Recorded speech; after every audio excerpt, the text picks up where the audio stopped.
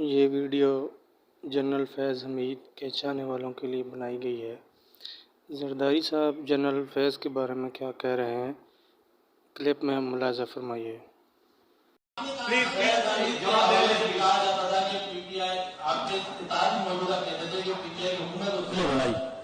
किसने उसने? फैज़ हमीद ने। फैज़ हमीद तो बेचारा खुदी लाइन है। उठ क्यों गए हो, रुको ज़रा।